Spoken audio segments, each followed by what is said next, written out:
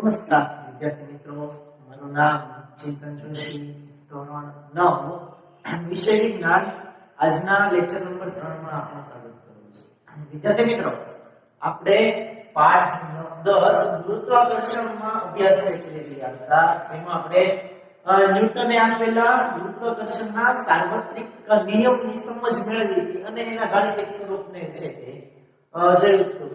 જે મત મુજબ ન્યૂટનના મત મુજબ આપણે વખતેનું હતું, એને જણાવ્યા પ્રમાણે કે વિશ્વનો દરેક પદાર્થ છે એ બીજા પદાર્થ પર બળ છે લગાડે છે. જે બળ એ બંને પદાર્થના દ્રવ્યમાનના ગુણાકારના સમપ્રમાણમાં અને અંતરના વર્ગના વ્યસ્ત પ્રમાણમાં છે જોવા મળે છે. આવું આપણે ન્યૂટનના ગુરુત્વાકર્ષણના સાર્વત્રિક નિયમના આધારે જોયું હતું, કીધેલી છે વાત છે. તો એ ગુરુત્વાકર્ષણની ઘટના જે છે કે ગુરુત્વાકર્ષણનો સાર્વત્રિક નિયમ છે એનું કેટલું મહત્વ છે જો આપણે એ નિયમ આપ્યા પછી કેટલીક એવી ઘટનાઓ છે જેને આપણે સરળતાથી છે એ સમજી શકીએ છીએ. તો એટલે ગુરુત્વાકર્ષણના મહત્વ તરીકે જોવામાં આવે છે. આપણે ગુરુત્વાકર્ષણના સાર્વત્રિક નિયમના મહત્વને છે એ જોવાનું છે કે ગુરુત્વાકર્ષણના સાર્વત્રિક નિયમોનું મહત્વ છે કઈ જગ્યાએ છે રહેલું છે. જોઈએ વિદ્યાર્થી મિત્રો, એવું કહેવાય છે કે ગુરુત્વાકર્ષણના ગુરુત્વાકર્ષણનો સાર્વત્રિક નિયમ, ગુરુત્વાકર્ષણનો સાર્વત્રિક નિયમ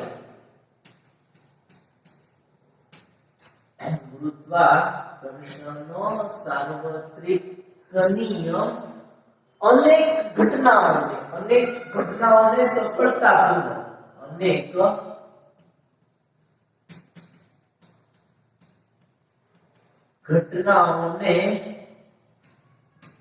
સફળતાપૂર્વક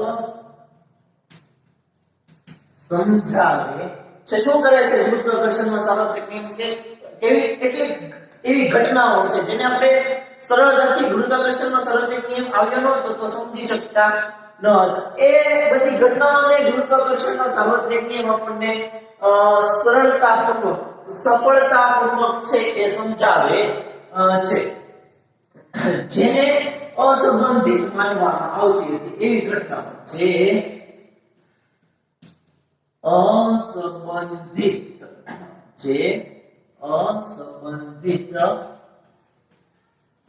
માનવામાં આવતી હતી. એટલે કે જે ઘટનાઓ એવી ઘટનાઓ જેને આપણે અસંબંધિત માનતા હતા એવી ઘટનાઓને ગુરુત્વાકર્ષણનો સાર્વત્રિક નિયમ સફળતાપૂર્વક સમજાવે છે. જોઈએ વિદ્યાર્થી મિત્રો કે એવી કઈ ઘટનાઓ છે. તો પહેલી એવી ઘટના છે જે તો કે આપણને પૃથ્વી સાથે જકડી રાખતું બળ, આપણને પૃથ્વી સાથે જકડી રાખતું બળ. પૃથ્વી ગતિ કરે છે, પોતાની ધરી ઉપર ફરે છે, આપણે પૃથ્વી ઉપર રહીએ છીએ, છતાં આપણે પડી જતા નથી. હવે પૃથ્વી ગોળ ગોળ ગતિ કરે છે તો સ્વાભાવિક છે કે આપણે તે પડી જવા છે, ચક્રાવ હોય, પણ એવું આપણને થતું નથી. એનું કારણ તો કે પૃથ્વી અને આપણી વચ્ચે લાગતું ગુરુત્વાકર્ષણ બળ છે જે આપણને શું કરે છે, પૃથ્વી સાથે જકડી રાખે છે. પૃથ્વી સાથે જકડી રાખતું બળ બંને એકબીજા ઉપર પરસ્પર આકર્ષણ બળ છે લગાડે છે. એટલે જેના કારણે આપણે પૃથ્વી સાથે જકડાયેલા છે રહીએ છીએ. આપણને પૃથ્વી સાથે જકડી રાખતું બળ. પછી બીજું જોઈએ તો પૃથ્વીની ફરતે થતું ચંદ્રનું અને કૃત્રિમ ઉપગ્રહોનું પરિભ્રમણ. ચંદ્રનું અને કૃત્રિમ ઉપગ્રહોનું પરિભ્રમણ. જે ચંદ્ર અને કૃત્રિમ ઉપગ્રહો છે પૃથ્વીની ફરતે પરિભ્રમણ કરે છે, પૃથ્વીની ફરતે છે એ નિશ્ચિત વર્તુળાકાર કક્ષામાં ફરે છે. ઘટના આપણે જોઈ હતી. ચંદ્રની ગતિ કે કૃત્રિમ ઉપગ્રહોની ગતિ પૃથ્વીના ગુરુત્વાકર્ષણ બળના કારણે એ સતત કોઈ બિંદુએ દરેક બિંદુએ એના કેન્દ્ર તરફ પડે છે. કેન્દ્રગામી બળ જે આપણે જોયું એ ઘટના આપણે ગુરુત્વાકર્ષણના સાર્વત્રિક નિયમની મદદથી સમજી શક્યા. ચંદ્ર અને કૃત્રિમ ઉપગ્રહો છે એનું પૃથ્વીની ફરતે પરિક્રમણ જે થાય છે, ચંદ્ર અને કૃત્રિમ ઉપગ્રહો પૃથ્વીની ફરતે જે ફરે છે. ચાલો એની પછી જોઈએ વિદ્યાર્થી મિત્રો તો સૂર્યની ફરતે થતા ગ્રહોનું પરિક્રમણ. સૂર્યની ફરતે આપણે જોઈએ છે ને, આપણે ખ્યાલ છે કે સૂર્યની ફરતે બધા ગ્રહો પરિક્રમણ છે એ કરે છે, એટલે સૂર્યની ફરતે થતું ગ્રહોનું પરિક્રમણ. સૂર્યની ફરતે થતું ગ્રહોનું પરિક્રમણ. પછી તો કે ચંદ્ર અને સૂર્યના કારણે, ચંદ્ર અને સૂર્યના કારણે દરિયામાં આવતી ભરતી ઓટ, દરિયામાં આવતી ભરતી અને ઓટ, આ ઘટના જે છે એ શેની સાથે, ગુરુત્વાકર્ષણ સાથે છે એ સંકળાયેલી જોવા મળે છે. આ બધી ઘટનાઓ એવી છે જે કેવી હતી, અસંબંધિત માનવામાં આવતી હતી. કઈ રીતે થાય છે, શું કામ બધા ગ્રહો ફરે છે, એની ગતિ એના વિશે આપણને કઈ સ્પષ્ટપણે ખ્યાલ હતો નહીં, પણ આ દરેકે દરેક ઘટનાઓને છે પછી ગુરુત્વાકર્ષણ બળનો જે સાર્વત્રિક નિયમ છે આપણને સફળતાપૂર્વક અને સરળતાપૂર્વક સમજાવે છે કે એને લીધે બે પદાર્થો એકબીજા ઉપર જે આકર્ષણ બળ લગાડે છે, એ આકર્ષણ બળના કારણે આવી બધી ઘટનાઓ જોવા મળે છે. આપણે પૃથ્વીની સાથે જકડાયેલા રહીએ છીએ, પૃથ્વી ફરે છે છતાં આપણે પડી જતા નથી. ચંદ્ર અને કૃત્રિમ ઉપગ્રહો છે એ પૃથ્વીની ફરતે પરિક્રમણ કરે છે. સૂર્યની ફરતે બધા જે ગ્રહો છે બધા ગ્રહો સૂર્યની ફરતે પરિક્રમણ કરે. ચંદ્ર સૂર્યના ગુરુત્વાકર્ષણ બળને લીધે દરિયાનું પાણી છે એમાં ભરતી ઓટની ક્રિયા થતી છે જોવા મળે છે. આવું એક મહત્વ છે એ આપણને ગુરુત્વાકર્ષણના સાર્વત્રિક નિયમનું છે એ જોવા મળે છે. ટૂંકમાં ગુરુત્વાકર્ષણનો જે સાર્વત્રિક નિયમ છે એ આવી અગત્યતા છે ધરાવે છે કે મહત્વ છે ધરાવે છે, જે કેટલીક અસંબંધિત ઘટનાઓ છે જેની આપણને જાણકારી નથી, એ અસંબંધિત ઘટનાઓને સફળતાપૂર્વક સમજાવે છે. ગુરુત્વાકર્ષણનો સાર્વત્રિક નિયમ એ અસંબંધિત ઘટનાઓને આપણને સફળતાપૂર્વક છે એ સમજાવે છે. એ ગુરુત્વાકર્ષણના સાર્વત્રિક નિયમની અગત્યતા કે એનું મહત્વ છે એ કહી શકાય છે. વિદ્યાર્થી મિત્રો, આપણે ગુરુત્વાકર્ષણના સાર્વત્રિક નિયમના મહત્વને છે જેમાં આપણે એવું કીધું કે બે પદાર્થો વચ્ચે લાગતું આકર્ષણ બળ. હવે જે ગુરુત્વાકર્ષણનો નિયમ હતા ને એમાં આપણે ન્યૂટનની વાર્તામાં જોયું કે ન્યૂટને પદાર્થ ઉપર છે એ ફેંક્યો, પછી ઉપરથી પદાર્થ નીચે છે એ પડે છે, ઉપરની ઉપર રહેતો નથી. તો એવા પદાર્થો આપણે જોઈએ કે અમુક પદાર્થો છે ને આપણે ઉપરથી છે એમ મૂકી દઈએ કે સીધા શું થવાના છે, પૃથ્વી ઉપર નીચે છે એ પડે છે. તો એવા પદાર્થો વિશે આપણે વાત કરવાની છે. આ પદાર્થની લાક્ષણિકતા છે આપણે જોવાની છે કે આપણે ઉપરથી અગાશી ઉપર જઈએ કે કોઈ ઊંચાઈએ જઈએ, ઊંચાઈથી કોઈ વસ્તુને મૂકી દઈએ છીએ, એ વસ્તુ છે એ સીધી શું થાય છે, નીચે છે એ પડે છે. તો એ મુક્ત પતન એટલે શું અને એવા મુક્ત પતન કરતા પદાર્થ વિશે આપણે જોવાનું છે અને એની વિશેષતાને દર્શાવવાની છે. જોતા જઈએ સૌપ્રથમ વાત જે છે એ આપણે મુક્ત પતન એટલે શું એનું છે એ કહીએ તો વિદ્યાર્થી મિત્રો, મુક્ત પતન વિશે આપણે જોવાનું છે. જ્યારે પણ આપણે કોઈ પણ પદાર્થ છે, દાખલા તરીકે ચોક છે તેને મૂકી દીધો તો મેં કઈ બળ આપ્યો નથી, તમારા હાથમાં બોલ છે, પથ્થર છે, એને તમારે ઘા કરવો છે, જમીન ઉપર જ તે ફેંકવો છે તો તમારે એને હાથ દ્વારા બળ આપવું પડે છે ને બળ આપો પછી ફેંકાય છે. પણ ઉપરથી કોઈ પદાર્થને નીચે પાડવો છે તો તમે જોશો આમાં કઈ બળ લગાડવું પડતું નથી. પદાર્થને આપણે બાહ્ય બળ આપતા નથી, બહારથી બીજું બળ આપતા નથી, છતાં ઉપર રહેલો પદાર્થ બાહ્ય બળ આપ્યા વગર જ્યારે પદાર્થને આપણે બાહ્ય બળ આપતા નથી છતાં એ પદાર્થ ઉપરથી નીચેની તરફ ગતિ કરતો હોય, એટલે કે અમુક ઊંચાઈએથી રહેલો પદાર્થ બાહ્ય બળની અસર વગર ઉપરથી નીચે ગતિ કરતો હોય, ઉપરથી નીચે પડતો હોય ત્યારે એ પદાર્થ મુક્ત પતન કરે છે એવું કહેવામાં આવે છે. જ્યારે પદાર્થ ઉપર બાહ્ય બળ લાગતું નથી છતાં પદાર્થ ઉપરથી નીચે તરફ છે એ પડે છે, એ પદાર્થની ગતિને શું કહેવામાં આવે છે? મુક્ત પતન તરીકે ઓળખવામાં આવે છે. જોઈએ વિદ્યાર્થી મિત્રો, ભાઈ મુક્ત પતન એટલે શું? તો જ્યારે કોઈ પદાર્થને કોઈ પણ પ્રકારનું બાહ્ય બળ આપ્યા વિના, કોઈ પણ પ્રકારનું, જ્યારે કોઈ પદાર્થને કોઈ પણ પ્રકારનું બાહ્ય બળ આપ્યા સિવાય, જ્યારે કોઈ પણ પદાર્થને કોઈ પણ પ્રકારનું બાહ્ય બળ આપ્યા સિવાય અમુક ઊંચાઈએથી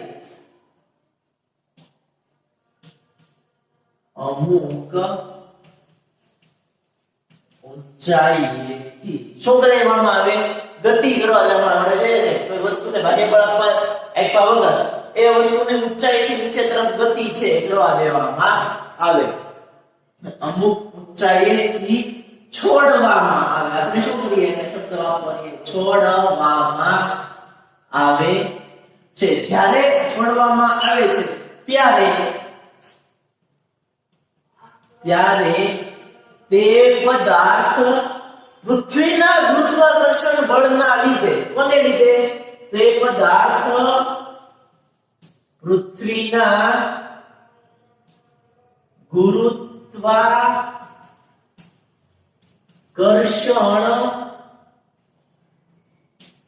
બળને લીધે, કોને લીધે?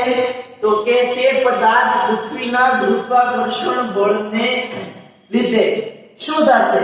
સુરેખ પથ પર. કેવા પથ પર? સુરેખ પથ પર. કઈ તરફ? તો કે ઉપરથી નીચે, એટલે કે નીચેની તરફ. ત્યારે તે પદાર્થ પૃથ્વીના ગુરુત્વાકર્ષણ બળને લીધે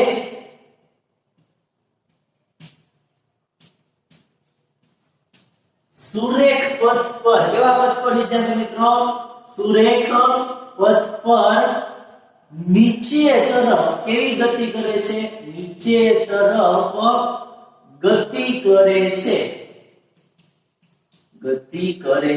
આ સંજોગોમાં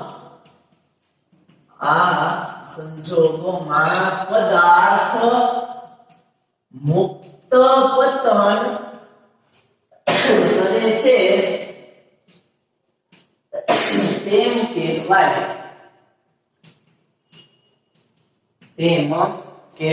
ક્યારે?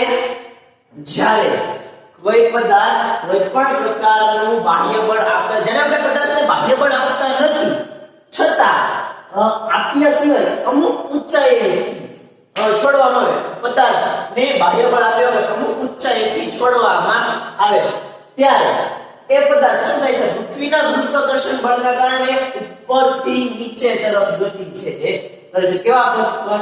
સુરેખ પથ પર નીચે તરફ ગતિ કરે છે. એ પૃથ્વીના ગુરુત્વાકર્ષણ બળના લીધે બાહ્ય બળની અસર વગર સુરેખ પથ પર નીચે તરફ ગતિ કરતા પદાર્થને શું કહેવામાં આવે છે?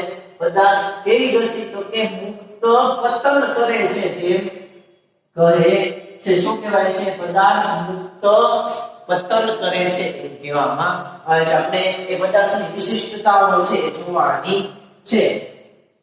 પણ એ પહેલા વાત કરીએ તો જ્યારે હજી આપણે બાહ્ય બળ આપવાનું નથી, છોડ્યું નથી, એટલે પદાર્થ કેવો છે? ગતિમાં છે.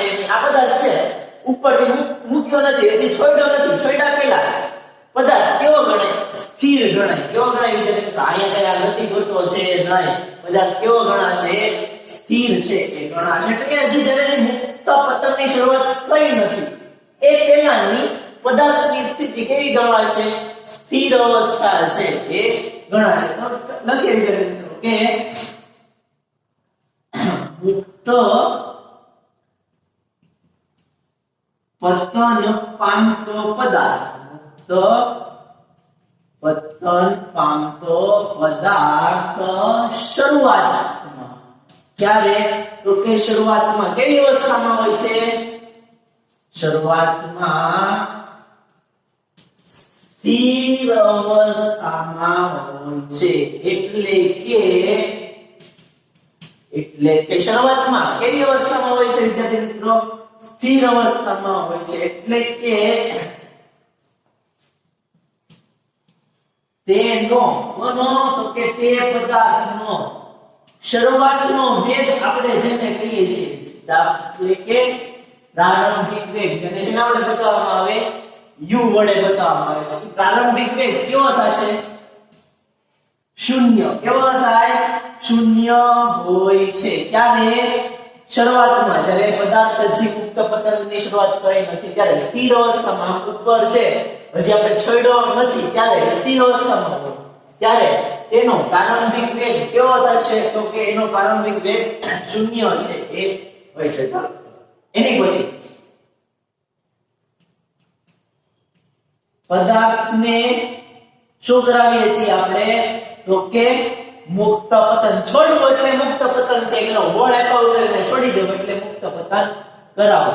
પદાર્થને મુક્ત પતન કરાવતા તે કોની તળે?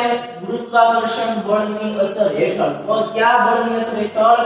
તો કે ગુરુત્વાકર્ષણ બળની અસર હેઠળ. ગુરુત્વાકર્ષણ બળની અસર હેઠળ કેવી ગતિ કરે છે? પ્રવેગિત ગતિ છે. સતત એના વેગમાં છે શું થશે? વધારો છે એ થશે. ગુરુત્વાકર્ષણ બળની હેઠળ પ્રવેગિત ગતિ કરે છે. કેવી ગતિ કરે છે? પ્રવેગિત ગતિ કરે છે. કોની અસર હેઠળ? ગુરુત્વાકર્ષણ બળની અસર હેઠળ. જે તે પદાર્થ શું કરે છે? પ્રવેગિત ગતિ કરે છે. આપણે શું જોવાનું છે? મુક્ત પતન કરતા પદાર્થની વિશિષ્ટતાઓ જોવાની છે. લખીએ કે ભાઈ મુક્ત પતન કરતા પદાર્થની વિશિષ્ટતાઓ. મુક્ત પતન કરતો પદાર્થ કેવી વિશિષ્ટતા છે એ ધરાવે છે એ આપણે જોવાનું છે. પહેલી વિશિષ્ટતા લખીએ કે ભાઈ જે મુક્ત પતન કરતો પદાર્થ છે, મુક્ત પતન કરતા પદાર્થની દિશા બદલાતી નથી. શું નથી થતું વિદ્યાર્થી મિત્રો? દિશા બદલાતી નથી. આ કોઈ પદાર્થ છે ઉપરથી આમ નીચેની તરફ છે એ આવે છે, એને શું કહેવાય? તો કે મુક્ત પતન કરે છે. મુક્ત પતન કરે છે ત્યારે કેવા પથ પર? આપણે હમણાં જોયું કે સુરેખ પથ પર ગતિ કરે છે. ગુરુત્વાકર્ષણ બળને લીધે સુરેખ પથ પર ગતિ કરે છે. સુરેખ પથ પર ગતિ કરતો હોય અથવા તો એક જ દિશામાં ગતિ છે કરે છે, એટલે આપણે એવું કહી શકીએ કે એ મુક્ત પતન કરતા પદાર્થની વિશિષ્ટતા શું છે? તો કે મુક્ત પતન કરતો પદાર્થ એની દિશા બદલાતી નથી. એની દિશામાં આપણને ફેરફાર થતો જોવા મળતો નથી. ચાલો એની પછી પેલો વિશિષ્ટતા એ લખી મુક્ત પતન કરતા પદાર્થની દિશા બદલાતી નથી. બીજું ગતિ કરે છે, પણ કોના લીધે કરે છે? તો કે પૃથ્વીના ગુરુત્વાકર્ષણ બળને લીધે એ નીચેની તરફ ગતિ કરે છે. નીચેની તરફ ગતિ કરે છે એટલે ઉપરથી જ્યારે નીચે આવે છે ત્યારે દરેક બિંદુએ એના વેગમાં નિયમિત વધારો છે. શું થાય છે? નિયમિત રીતે એના વેગમાં વધારો થાય છે. વેગમાં થતો વધારો એને આપણે શું કહીએ? પ્રવેગ કહીએ. એટલે આપણે લખ્યું કે મુક્ત પતન કરતો પદાર્થ કેવી ગતિ કરે છે? પ્રવેગિત ગતિ છે એ કરે છે. એટલે બીજી વિશેષતા એ છે મુક્ત પતન કરતા પદાર્થની કે પૃથ્વીના કેવા બળ? તો કે આકર્ષણ બળ. પૃથ્વીના આકર્ષણ બળને લીધે પદાર્થ કેવી ગતિ કરે છે? મુક્ત પતન કરે છે. એટલે પૃથ્વીના આકર્ષણ બળને લીધે વેગમાં વધારો થાય છે, પણ એ વધારો જે પૃથ્વીના આકર્ષણ બળને લીધે વેગમાં વધારો નીચે કેવો થાય છે? સતત વધારો છે એ થાય છે. વધારો વેગમાં વધારો નિયમિત થાય છે, નિયમિત વધારો એને કહીએ છીએ વેગમાં નિયમિત વધારો થાય છે એક સરખો દરેક બિંદુએ ચોક્કસ વેગમાં વધારો છે જો આ મળે છે જ્યારે પદાર્થ ઉપરથી નીચે ગતિ કરે છે ત્યારે એ પૃથ્વીના આકર્ષણ બળને લીધે એના વેગમાં નિયમિત વધારો થાય છે એટલે કે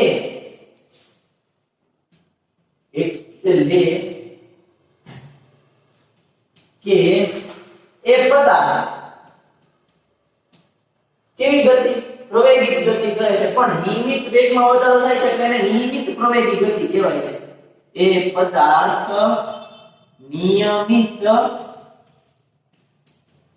પ્રવેગી ગતિ કરે છે ચાલો એની પછી ત્રીજી વિશેષતા છે એ જોઈએ પદાર્થ કેવી ગતિ કરે છે નિયમિત પ્રવેગી ગતિ કરે છે શું કામ તો કે એના વેગમાં નિયમિત વધારો થાય છે આ બીજી વિશેષતા છે ત્રીજી વિશેષતા કે ભાઈ જે એકમ સમય છે ચોક્કસ સમયગાળામાં જે સમયગાળામાં ચોક્કસ વધારો થાય છે કેટલો થાય છે તો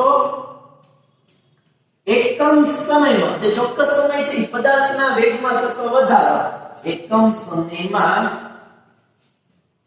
પદાર્થના વેગમાં થતો વધારો આપણે ઉપર જવું કેવો છે નિયમિત છે પણ કેટલો છે તો વધારો એક સરખો લગભગ 9.8 મીટર પ્રતિ સેકન્ડ જેટલો છે આ પદાર્થ મુક્ત પતન કરતા પદાર્થની વિશિષ્ટતા છે કે કોઈ પણ પદાર્થ મુક્ત પતન કરે છે ત્યારે તેના પદાર્થના વેગમાં થતો વધારો એક સરખો કેટલો તો કે 9.8 મીટર પ્રતિ સેકન્ડ જેટલો નિયમિત વધારો એના વેગમાં છે થાય છે એટલે પદાર્થ નિયમિત પ્રવેગી ગતિ કરે છે એવું કહેવામાં આવે છે ચાલો એની પછી જોઈએ ગેલેલિયો જે વૈજ્ઞાનિક હતો એના મત મુજબ ગેલેલિયોના મત મુજબ જે મુક્ત પતન કરતો પદાર્થ છે એનો વેગ છે વેગમાં ચોક્કસ વધારો થાય છે 9.8 મીટર પ્રતિ સેકન્ડ પણ ગેલિલિયોના મત મુજબ મુક્ત પતન કરતા પદાર્થનો વેગ મુક્ત પતન કરતા પદાર્થનો વેગ કોના મત મુજબ વિદ્યાર્થી મિત્રો તો કે ગેલિલિયોના મત મુજબ મુક્ત કરતા પદાર્થ મુક્ત પતન કરતા પદાર્થનો વેગ પદાર્થના દળ અને આકાર ઉપર આધાર રાખતો નથી પદાર્થનો વેગ પદાર્થના દળ અને આકાર પર આધાર રાખતો નથી શું કીધું કે ગેલિલિયોના મત મુજબ મુક્ત પતન કરતા પદાર્થનો વેગ પદાર્થના દળ અને આકાર પર આધાર રાખતો નથી આવી મુક્ત પતન કરતા પદાર્થની વિશેષતા જોવા મળે છે કોઈ પણ પદાર્થ મુક્ત પતન કરતો હોય તો એના વેગમાં કેટલો 9.8 મીટર પ્રતિ સેકન્ડ જેટલો એક સરખો વધારો થતો જોવા મળે છે જેને નિયમિત વધારો અથવા તો એની નિયમિત પ્રવેગી ગતિ છે કહેવામાં આવે છે તેથી જે પદાર્થો મુક્ત પતન કરે છે એમાં જે વેગ છે એ વેગ દળ અને આકાર ઉપર આધાર રાખતો નથી એમાં દળ અને આકાર ભાગ ભજવતા નથી આવી કેટલીક વિશિષ્ટતાઓ છે એ મુક્ત પતન કરતા પદાર્થની આપણને જોવા મળે છે વિદ્યાર્થી મિત્રો એના પછી આપણે ઉદાહરણ 10.1 છે જોવાનું છે જોઈએ વિદ્યાર્થી ઉદાહરણ 10.1 માં આપણને શું કીધેલું છે પૃથ્વીનું દળ 6 ગુણ્યા 10⁻24 કિલોગ્રામ તથા ચંદ્રનું દળ 7.4 ગુણ્યા 10⁻22 કિલોગ્રામ છે જો પૃથ્વી અને ચંદ્ર વચ્ચેનું અંતર 3.84 ગુણ્યા 10⁵ કિલોમીટર હોય તો પૃથ્વી દ્વારા ચંદ્ર પર લાગતું બળ ગણો અને g નું મૂલ્ય આપણને આપેલું છે g બરાબર 6.7 ગુણ્યા 10⁻11 newton metre square kilogram inverse 2 આવી રકમ આપણને આપેલી છે, જેમાં આપણે જોઈએ શું શું આપેલું પેલા તો નક્કી કરો. તો કે પૃથ્વીનું દળ આપ્યું, ચંદ્રનું દળ આપ્યું, બંને વચ્ચેનું અંતર આપ્યું અને ગુરુત્વાકર્ષણના સાર્વત્રિક નિયમનો જે અચળાંક છે એનું મૂલ્ય આપ્યું. આપણને પૃથ્વી દ્વારા ચંદ્ર પર લાગતું બળ શોધવાનું કીધું છે. ચલો જોતા જઈએ વિદ્યાર્થી મિત્રો, જે વિગતો આપણને આપેલી છે એ વિગતોના આધારે છે એ લખીએ, આન્સર કરીને લખીએ. તો સૌપ્રથમ જોઈએ શું આપેલું છે. પૃથ્વીનું દળ અહીં લખો, પૃથ્વીનું દળ એને આપણે કેપિટલ M કહીએ. પૃથ્વીનું દળ me એટલે માસ ઓફ અર્થ. પૃથ્વીનું દળ me કેટલું આપ્યું છે? 6 × 10⁻24 અને કિલોગ્રામ. આટલું આપણને પૃથ્વીનું દળ છે એ આપેલું છે 6 × 10⁻24 કિલોગ્રામ. એની પછી વિદ્યાર્થી ચંદ્રનું દળ એને હું સ્મોલ m કહું, અહીંયા બાજુમાં m લખું, m માસ ઓફ મૂન. ચંદ્રનું દળ જોઈએ કેટલું આપ્યું આપણને? તો કે 7.4 × 10⁻22 કિલોગ્રામ. એ લખીએ આપણે 7.4 × 10⁻22 અને કિલોગ્રામ આટલું આપ્યું. ચાલો એની પછી ચંદ્ર અને પૃથ્વી વચ્ચેનું અંતર આપેલું છે. પૃથ્વી અને ચંદ્ર વચ્ચેનું અંતર એને આપણે સ્મોલ d વડે બતાવીએ. સ્મોલ d વડે અંતર બતાવીએ. જો કેટલું આપ્યું? તો કે 3.84 × 10⁻5 કિલોમીટર. આટલું અંતર આપેલું છે. હવે અંતર જો એકમ જોઈએ આપણને શું આપ્યું? કિલોમીટરમાં આપેલું છે.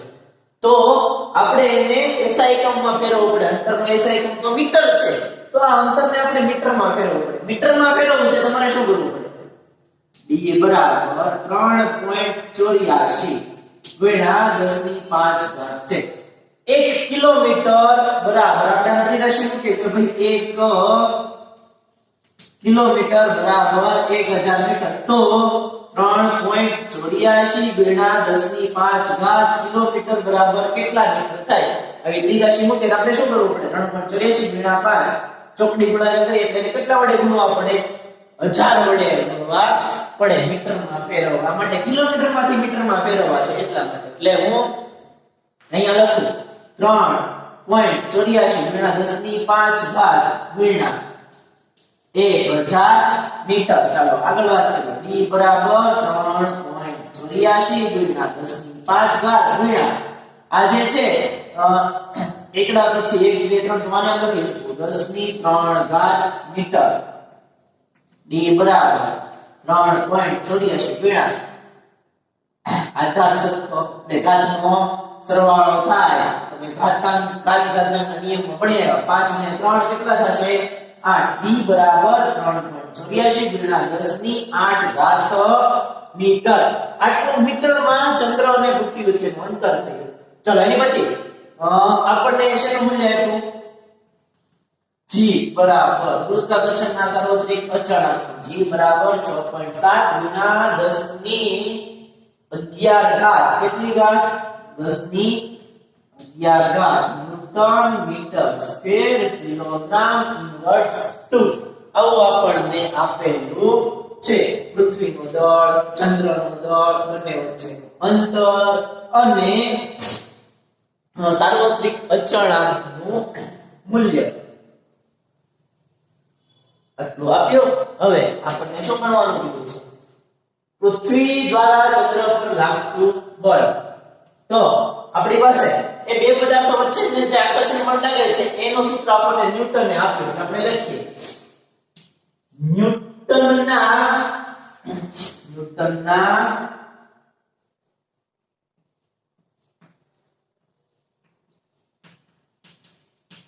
ગુરુત્વાકર્ષણ બળના નિયમ મુજબ કોના દ્વારા કોના ઉપર તો કે પૃથ્વી દ્વારા ચંદ્ર પર લાગતું બળ એનું સૂત્ર મૂકીએ F બરાબર G પૃથ્વીનું દળ me ચંદ્રનો દળ mm છેદમાં d નો શું થશે